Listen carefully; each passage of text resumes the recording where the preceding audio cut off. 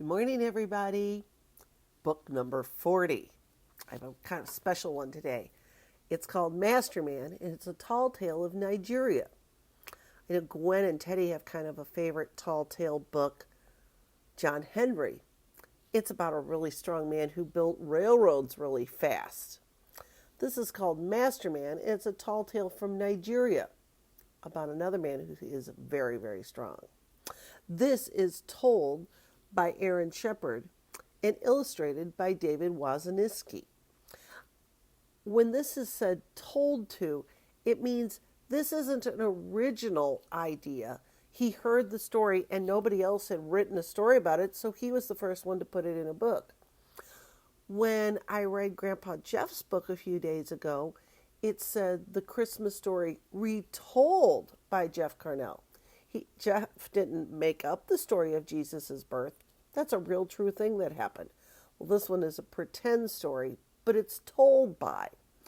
When Gwen wrote her story about Swan's Lake and Beauty and the Beast, and Mariel wrote her story that's kind of like Sleeping Beauty, those were ideas that they heard and they retold it because it's such a fun story they wanted to hear it again, but their way.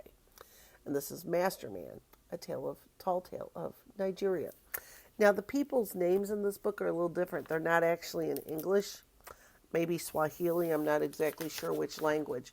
But there's a note in the back that tells me how to pronounce the main characters' names. The man is Shadusa, and the wife is Shettu.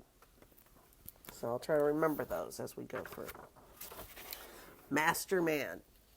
And he's so big and strong, look what he's using for a jump rope. It's a long green snake. Probably a python because he's in Africa. Pretty sure anacondas live in South America. Masterman.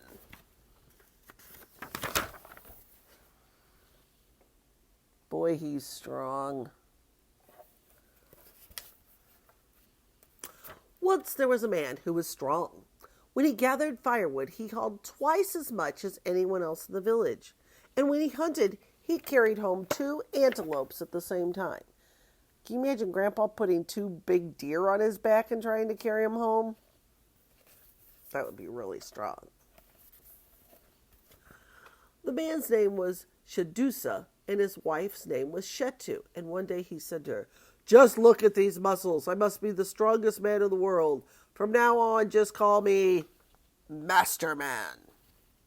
But Shettu said, "Quit your foolish boasting. No matter how strong you are, there will always be someone stronger. And watch out, or someday you may meet him." She's pretty smart.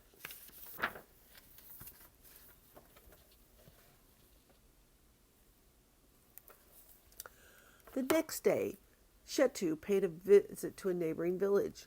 On the walk home, she grew thirsty, so she stopped by a well. She threw in the bucket, and then she pulled on the rope. But though she tugged and heaved, she could not lift the bucket. Just then a woman walked up with a baby strapped to her back. Balanced on her head was a calabash, a hollow gourd for carrying water. Shettu said, "You'll get no water here today. The bucket won't come up." The 2 women pulled together, but still the bucket would not budge. "Wait a moment," said the woman, and she untied her baby and set him on the ground. "Pull up the bucket for Mama," she said.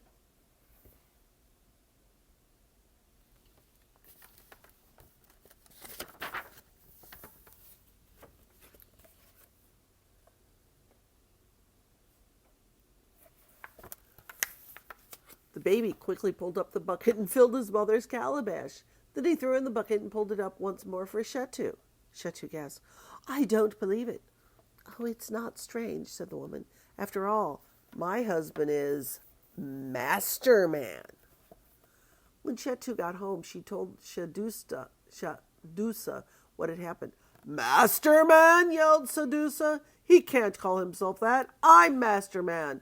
I'll have to teach that fellow a lesson." "Oh, husband, don't," pleaded Shettu. "If the baby is so strong, think what the father must be like. You'll likely get yourself killed." "We'll see about that," said Shadusa.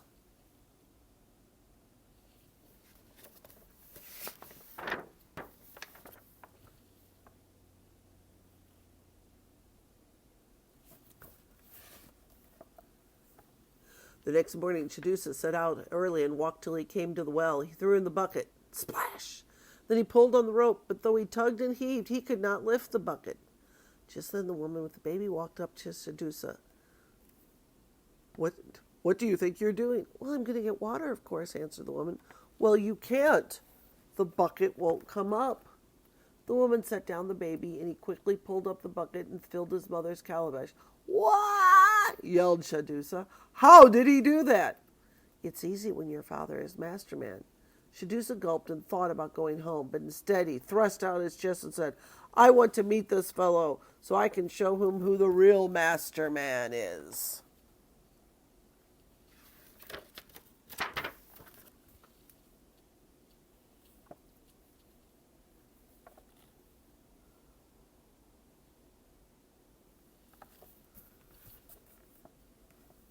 Oh, I wouldn't do that, said the woman. He devours men like you. But suit yourself. Shadusa followed the woman back to her compound. Inside the fence yard was a gigantic fireplace, and outside of it was a pile of huge bones. What's all this? Asked Shadusa. Well, you see, our hut is so small, my husband must come out here to eat his elephants. You know how big elephants are. Could you eat an elephant? But then they heard a giant roar so loud Shadusa had to cover his ears. Then the ground began to shake until Shadusa could hardly stand. What's that? He shouted. The woman said, That's Masterman. Oh no, wailed Shadusa. You weren't fooling. I've got to get out of here.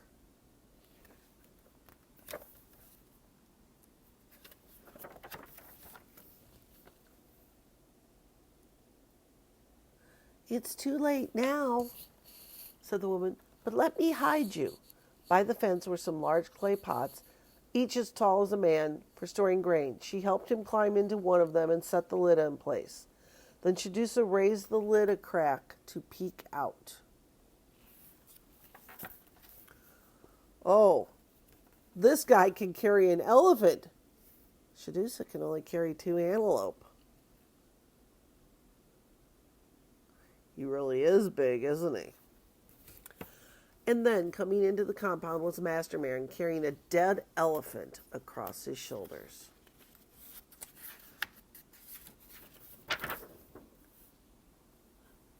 The woman asked, Did you have a good day, dear? Yes, bellowed Masterman, but I forgot my bow and arrows. I had to kill this elephant with my bare hands. And look how small she is. She fits into his hand. As Shadusa watched in terror, Masterman built a huge fire in the fireplace, roasted the elephant, and devoured every bit but the bones. Suddenly he stopped and sniffed. Wife, I smell a man. Oh, there's no man here now, said the woman. One passed by while you were gone. That must be what you smell.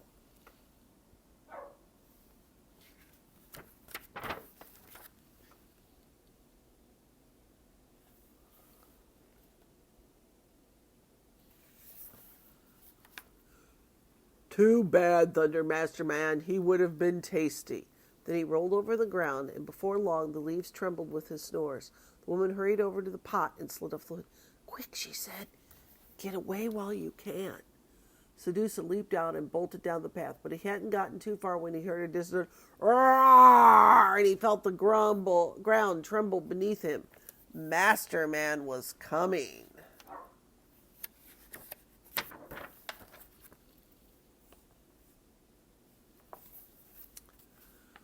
Shadusa ran till he came upon 5 farmers hoeing a field. One called, What's your hurry? Masterman is after me. Take it easy, said the farmer. We won't let anyone hurt you. But then they just heard a terrible roar, and the farmers dropped all their hoes and covered their ears. The farmer asked, What was that? That was Masterman. Well then, said the farmer, you better keep running. And the 5 farmers fled across the field.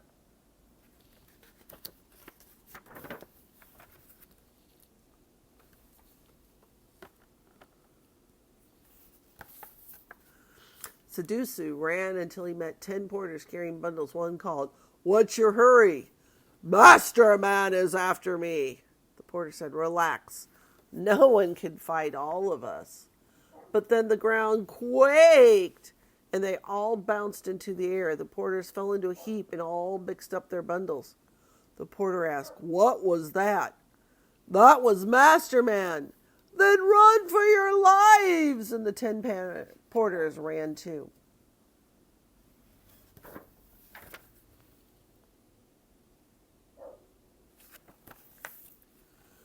Sadusu ran on until he rounded a bend, and then he stopped short. There beside the path sat a stranger, and there beside him, the stranger, lay a huge pile of elephant bones. "What's your hurry?" growled the stranger. "Masterman is after me," moaned Sadusu. "You better not say so, 'cause I'm Masterman."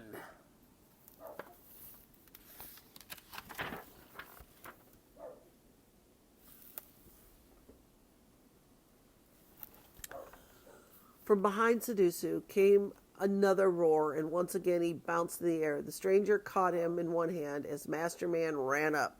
"Let me have him," said Masterman. "Come and get him," said the stranger.